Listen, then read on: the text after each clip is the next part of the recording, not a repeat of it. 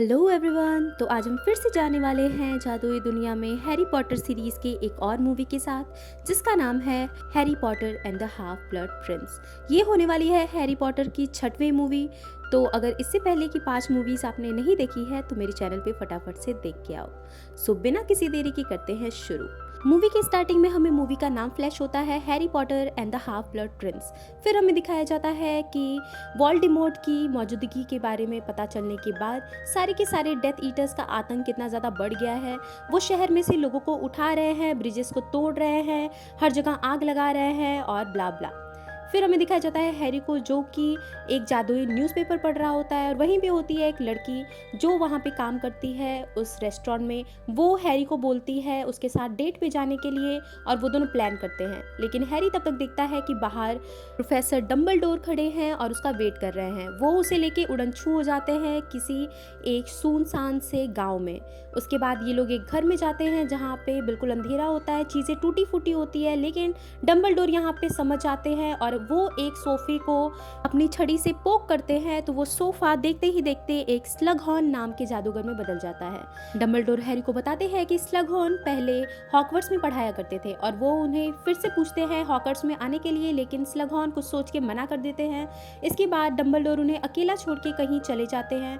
फिर वो जब वापस आते हैं तो स्लगहॉर्न मान जाते हैं वापस हॉगवर्ट्स में जाने के लिए। यहाँ से सीन शिफ्ट होता है और हमें दिखाया जाता है वीजलीज का घर, जहाँ पे जेनी को हैरी दिखता है और वो उसे जाके हक करती है। फिर हरमाइनी भी यहाँ पे होती है, वो भी उसको हक करती है। रॉन भी उससे मिलता है। ये तीनों बात कर रहे होते हैं कि हमारे पेरेंट्स कैसे मना कर रहे हैं हॉगवर्ट्स में जाने के लिए, क्योंकि डेथ ईटर्स खुलेआम घूम रहे हैं। सीन शिफ्ट होता है, हमें नासीशा, स्नेप और बेलाट्रिक को दिखाया जाता है, जहाँ पे नासीशा बोल रही होती है कि तुम्हें ही ड्रेको की रक्षा करनी होगी, क्योंकि वोल्डेमॉर्ट ने उसे ही चुना है इस काम के लिए। बेलाट्रिक यहाँ पे स्नेप को अटूट कसम खिलाती है और बोलती है कि तुम कसम खाओ कि तुम ड्रेको पे नजर रखोगे, ड्रेको की सुरक्षा करोगे, और अगर ड्रेको वो काम नहीं कर पाया तो वो काम तुम खुद करोगे। और स्नेप वो कसम खा लेता है। यहाँ से सीन शिफ्ट होता है और हमें दिखाई जाती है जॉर्ज और फ्रेड की रंग बिरंगी दुकान, जहाँ पे वो जादू की चीज़ें बेच रहे होते हैं, और हैरी यहाँ से इंस्टेंट ब्लैक मैजिक का एक सामान लेता है। इसके बाद हैरी देखता है ड्रेको को एक जगह पे जाते हुए। वो अपने दोस्तों को बताता है कि मुझे लगता है कि ड्रेको एक डेथ ईटर बन चुका है, लेकिन उसके फ्रेंड्स उस पर बिलीव नहीं करते। तो वो ड्रेको पे नज़र रखता है, लेकिन ड्रेको उसे पकड़ लेता है और उसके मुंह पे एक लात मार के उसे ट्रेन में ही छोड़ के चला जाता है। लेकिन तब तक वहाँ पे लूना एक अजीब सा चश्मा पहन के आ जाती है और उसे हैरी दिख जाता है। वो हैरी को उठाती है और अपने साथ ले जाती है। वो उसकी टूटी हुई नाक भी सही कर देती है। यहाँ पे सबकी चेकिंग की जा रही थी, क्योंकि डेथ ईटर्स का बिल्कुल हमला होने वाला था शायद। और यहाँ पे ड्रेको के पास छड़ी होती है, लेकिन स्नेप उसे बचा के ले जाते हैं।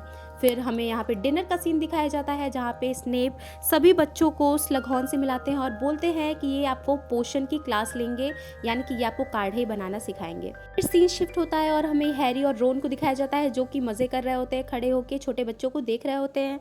यहाँ पे आती है मैकेनिकल और बोलती है कि जाओ तुम लोग पोशन की क्लास लो। फिर ये दोनों आते हैं और बोलते हैं कि मेरे पास कोई बुक नहीं है। तो स्लगहॉर्न इनको बोलता है कि जाके कबर्ड में से बुक निकाल लो। हैरी को एक बुक मिलती है जिस पे लिखा होता है book of the half blood Prince. यहाँ पे स्लगहॉर्न बता रहे होते हैं काढ़ों के बारे में, और इनको बोलते हैं कि जो भी नींद का काढ़ा सबसे अच्छा बनाएगा उसको एक गुड लक की शीशी मिल जाएगी। तो यहाँ पे हैरी उस किताब को पढ़ते हुए और उसमें लिखे चेंजेस को फॉलो करते हुए वो काढ़े की रेसिपी को तैयार करता है, और यहाँ पे सबसे अच्छा काढ़ा हैरी का ही बन के तैयार होता है, और उसे वो गुड लक वाली शीशी मिल जाती है। यानी कि उस गुड लक की शीशी को पीकर आपको एक अच्छा मौका मिल जाएगा कोई भी चीज़ को करने का। फिर ये जाता है डम्बलडोर के पास, जो कि उसे कुछ चीज़ें दिखाते हैं और कुछ शीशियाँ दिखाते हैं जिसमें कि वोल्डेमॉर्ट की मेमोरीज होती हैं। वो हैरी को पहली मेमोरी दिखाते हैं जब प्रोफेसर डम्बलडोर मिलने गए थे टॉम रिडल यानी कि वोल्डेमॉर्ट से। टॉम को यहाँ पे लगता है कि प्रोफेसर डम्बलडोर कोई डॉक्टर है जो कि उसका इलाज करने आया है, लेकिन डम्बलडोर बताते हैं कि तुम अलग नहीं हो, तुम एक जादूगर हो, इसलिए तुम्हारे अंदर शक्तियाँ हैं और मैं भी ऐसा ही हूँ। और इसका प्रूफ देने के लिए वो पास की अलमारी में आग लगा देते हैं। यहाँ पे टॉम बोलता है कि मैं सांपों से भी बात कर सकता हूँ। फिर ये लोग प्रेजेंट में आते हैं और डम्बलडोर हैरी को कहते हैं कि तुम स्लगहॉर्न से और दोस्ती करो और उनके दल में शामिल हो जाओ, क्योंकि उनके पास कुछ ऐसा है जो हमें चाहिए। फिर हमें ड्रेको को दिखाया जाता है जो कि एक अलमारी को घूर रहा होता है।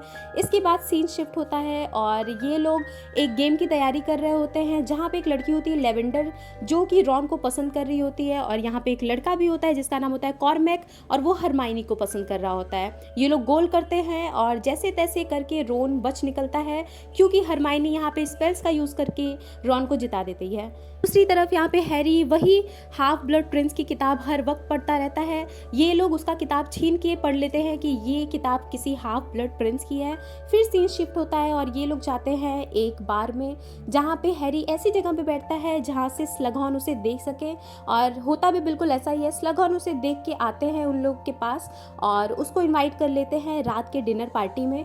यहाँ पे हैरी नोटिस करता है कि ड्रेको बाथरूम की तरफ जा रहा है और उसके बाद ये लोग वहाँ से चले जाते हैं हॉगवर्ट्स के लिए। लेकिन बीच में इनको दो लड़कियाँ दिखाई जाती हैं, जिनमें एक का नाम होता है केट, और उसके साथ कुछ ऐसा होता है कि वो हवा में उड़ने लगती है चिल्ला के, और अचानक से नीचे ज़मीन पे गिर जाती है, यानी कि उस पर कोई ब्लैक मैजिक कर रहा था। इसके बाद इनको पास में एक हार पड़ा हुआ दिखता है, जिसको कि हैग्रिड बोलता है कि ध्यान से उठाना, और हैरी वो उठा के दे देता है हैग्रिड को। फिर इन लोगों को स्कूल में बुलाया जाता है और स्नेप बताता है कि इस हार पे किसी ने ब्लैक मैजिक किया है, और हैरी यहाँ पे बोलता है कि ये पक्का ड्रैको ने किया है। तो कॉनिकल उससे पूछती है कि तुम्हारे पास इसका क्या प्रूफ है। तो हैरी बोलता है कि बस मुझे पता है कि ये ड्रैको ने किया है। रात को ये लोग बात कर रहे होते हैं, क्योंकि रॉन ने अपनी बहन जेनी को देख लिया था डीन को किस करते हुए, और उसे ये बिल्कुल अच्छा नहीं लगा था।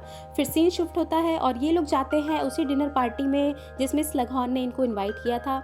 यहाँ पे कॉर्मैक हरमाइनी को ताड़ रहा होता है, और जेनी जब आती है उस पार्टी में तो हैरी उसको देखता रह जाता है, और हैरी उसकी बहुत ज़्यादा केयर कर रहा होता है। फिर हमें दिखाया जाता है कि सारे बच्चे यहाँ से चले जाते हैं सिवाय हैरी के। हैरी जाता है एक जगह पे, तो स्लगहॉर्न उसे बताते हैं कि यहाँ पे कोई स्पेशल बच्चा ही आ सकता है। हैरी वहाँ पे बहुत सारी पिक्चर्स को देखता है, जिसमें उसकी माँ की भी पिक्चर होती है। तो स्लगहॉर्न यहाँ पे बोलते हैं कि मैंने बहुत सारे बच्चों को पढ़ाया है, जिसमें से कि तुम्हारी माँ भी थी, और मैंने पूरे ब्लैक परिवार को पढ़ाया है सिवाय सीरियस ब्लैक के। तो यहाँ पे हैरी उससे पूछता है टॉम के बारे में, यानी कि वोल्डेमॉर्ट के, लेकिन वो बताने से कुछ भी मना कर देते हैं। फिर यहाँ पे रोन को दिखाया जाता है जो कि बहुत घबराया होता है फाइनल मैच से, क्योंकि वो बिल्कुल भी अच्छा नहीं खेल रहा होता, और उसके सामने कॉर्मैक होता है। तो हैरी यहाँ पे उससे नाटक करता है कि उसने वो गुड लक वाला पोशन उसकी ड्रिंक में मिला दिया है, और ये जान के रॉन बिल्कुल खुश हो जाता है और बहुत ही कॉन्फिडेंस के साथ वो गेम खेलने लगता है, और फाइनली वो गेम जीत भी जाते हैं। रॉन यहाँ पे बहुत ही ज़्यादा खुश होता है क्योंकि वो गेम फाइनली जीत जाता है। और जब पार्टी हो रही होती है तो हरमाइनी बोलती है तुम्हें उसको गुड लक पोशन नहीं देना चाहिए था। तो हैरी दिखाता है कि मैंने उसको गुड लक पोशन नहीं दिया था, मैंने बस ऐसा नाटक किया था कि मैंने उसको गुड लक पोशन दिया है। फिर यहाँ पे लेवेंडर आके रोन को किस कर लेती है, जो कि देख के हरमाइनी को बिल्कुल भी अच्छा नहीं लगता। वो यहाँ से बिल्कुल उदास होकर चली जाती है दूसरी तरफ। हैरी भी उसके पीछे पीछे जाता है। वो बोलता है कि तुम रो रही हो क्या? तो हरमाइनी बोलती है कि नहीं, मैं बस स्पेल्स की प्रैक्टिस कर रही थी। फिर से वापस यहाँ पे रॉन और लेवेंडर आती है, जिसको देख के हरमाइनी बहुत गुस्सा होती है और उस पर अटैक कर देती है। तो वो दोनों यहाँ से चले जाते हैं और वापस से शुरू हो जाते हैं ये सारी चीज़ों में। फिर हमें अगले दिन का सीन दिखाया जाता है जहाँ पे रॉन बताता है कि लेवेंडर के साथ मेरा कोई इमोशनल कनेक्शन नहीं है, वो बस मेरे लिए ऐसे ही है। और यहाँ पे हरमाइनी भी बोल रही होती है कि रॉन किसी को भी किस करे, मुझे क्या। फिर इनको एक पार्टी में जाना होता है जहाँ पे इन लोगों को पार्टनर्स चुनने होते हैं। यहाँ से सीन शिफ्ट होता है और हमें दिखाया जाता है ड्रेको को, जो कि एक अलमारी में सेब रखता है। फिर उसे खोलता है तो वो सेब गायब हो जाता है। फिर वापस से जब वो अलमारी खोलता है तो उसमें से खाया हुआ सेब निकलता है। फिर ये लोग वापस से पार्टी में आते हैं, जिसमें कि हैरी लूना के साथ आया होता है और हरमाइनी कॉर्मैक के साथ, बस रोन को जलाने के लिए। फिर यहाँ पे आते हैं प्रोफेसर स्नेप। तो हैरी से बोलते हैं कि प्रोफेसर डम्बलडोर कुछ दिनों के लिए स्कूल नहीं आएंगे क्योंकि वो बाहर गए हैं। तभी यहाँ पे ड्रेको को पकड़े हुए एक आदमी आता है और बोलता है कि ये बाहर बिना परमिशन के घूम रहा था, लेकिन स्नेप उसे बचा के ले जाते हैं और उसे बोलने लगते हैं कि तुम्हारी सुरक्षा की कसम मैंने खाई है। और ये सारी चीज़ें हैरी सुन लेता है। हैरी अपने दोस्तों को ये सारी चीज़ें बताता है। फिर यहाँ पे आती है लेवेंडर, जो कि बाहर आई लव यू रॉन लिख के चली जाती है, और हरमाइनी ये देख के बहुत ही उदास हो जाती है। फिर हमें दिखाया जाता है वीजलीज का घर, जहाँ पे हैरी ल्यूपिन से बोलता है कि मुझे स्नेप पे शक हो रहा है कि वो वोल्डेमॉर्ट से मिला हुआ है, लेकिन ल्यूपिन बोलते हैं कि अगर प्रोफेसर डंबलडोर को स्नेप पे भरोसा है तो मुझे भी है। फिर इन लोगों को कुछ आवाज़ें आती हैं और ये लोग उधर चले जाते हैं। जेनी यहाँ पे हैरी के पास आने वाली होती है, तभी इनको एक आग की झलक दिखती है। ये लोग बाहर दौड़ के जाते हैं तो इनको दिखती है बेलाट्रिक और कुछ डेथ ईटर्स। ये लोग उसके पीछे जाते हैं, हैरी उसके पीछे जाता है, तो जेनी भी हैरी के पीछे जाती है उसको बचाने के लिए। और यहाँ पे डेथ ईटर्स जेनी को घेर लेते हैं, लेकिन वो हैरी का नाम चिल्लाती है तो हैरी वहाँ पे आ जाता है और उनसे लड़ाई करने लगता है। धीरे धीरे करके जेनी के फादर, ल्यूपिन और बाकी सब भी यहाँ पे आ जाते हैं इन लोगों को प्रोटेक्ट करने के लिए। और फिर इन लोगों को आवाज़ आती है कि इनके घर में आग लग गई है। ये लोग दौड़ के जाते हैं तो इनका घर पूरा तबाह हो गया होता है, यानी कि डेथ ईटर्स ने इनका घर पूरा जला दिया है बस अपनी दहशत फैलाने के लिए। फिर हमें सीन दिखाया जाता है जहाँ पे रॉन और लेवेंडर वापस से कुछ कर रहे होते हैं और हरमाइनी को गुस्सा आ रहा होता है। डंबलडोर यहाँ पे वापस आ जाते हैं और हैरी को वो वापस से एक याद दिखाते हैं टॉम रिडल की, जिसमें कि वो स्लगहॉर्न से किसी प्रतिबंधित मंत्र के बारे में पूछ रहा होता है और स्लगहॉर्न उसे डांट के भगा देते हैं, उस पर चिल्ला देते हैं। लेकिन डंबलडोर यहाँ पे बोलते हैं कि इस याद को बदला गया है, इसके साथ छेड़खानी की गई है और ये याद उसी ने बदली है जिसकी ये है, यानी कि स्लगहॉर्न ने। और वो हैरी को काम देते हैं कि वो स्लगहॉर्न से ये याद निकलवाए। इसके बाद ये जाता है रॉन के पास, तो रॉन अजीब ही बिहेव कर रहा होता है और हैरी को पता चलता है कि इसने लव पोशन पी लिया है, जो कि भेजा गया था एक लड़की के द्वारा हैरी के लिए। और ये वापस से आता है स्लगहॉर्न के पास। स्लगहॉर्न इसको उसका ऑपोजिट वाला काढ़ा देते हैं जिससे कि वो सही हो जाता है, लेकिन उसे कुछ थोड़ा सा अजीब फील हो रहा होता है, तो वो उसे एक जड़ी बूटी वाली शराब देते हैं, जो कि पी के रॉन बिल्कुल गिर जाता है और उसके मुंह से झाग आने लगता है, यानी कि उसमें जहर था। फिर हैरी बहुत ही समझदारी से उसको एक जड़ी बूटी दे देता है जिससे रॉन की जान बच जाती है। वहाँ पे बहुत सारे प्रोफेसर्स आते हैं और वो उस जड़ी बूटी के काढ़े को सूंघ के बताते हैं कि इसमें जहर मिला हुआ है।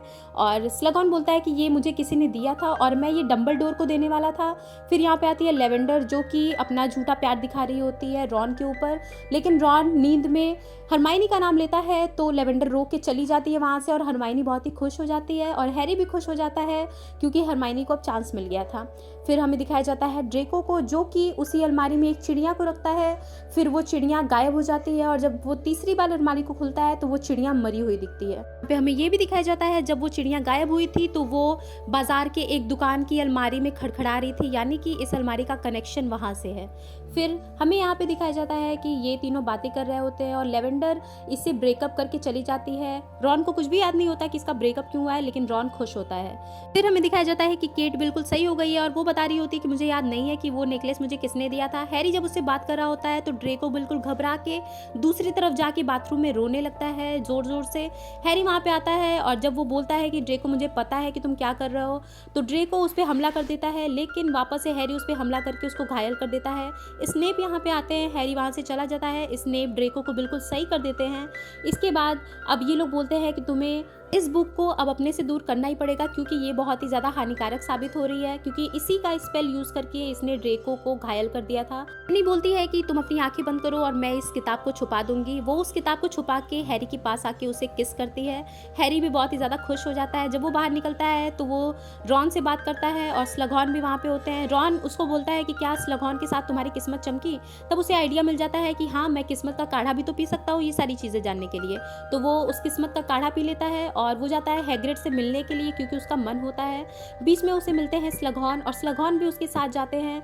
हैग्रिड यहाँ पे बहुत ही दुखी होता है क्योंकि उनका जो मकड़ा वाला दोस्त होता है वो मर गया होता है। स्लगहॉर्न बोलते हैं कि मकड़ों का जो विष होता है वो बहुत ही ज़्यादा रेयर होता है, तो क्या मैं इसे ले लूँ? तो हैग्रिड बोलते हैं हाँ ले लो।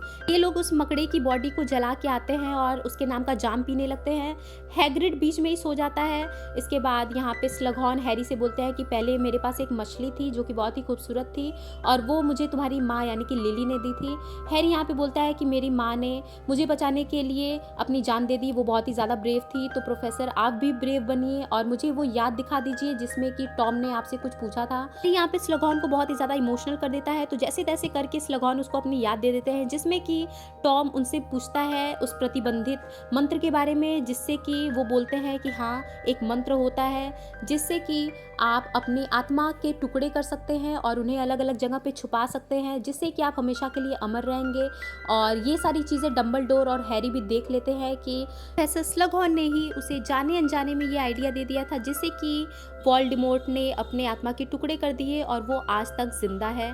तो ये लोग डिसाइड करते हैं कि अब वो सारे टुकड़ों को खोज के नष्ट कर देंगे।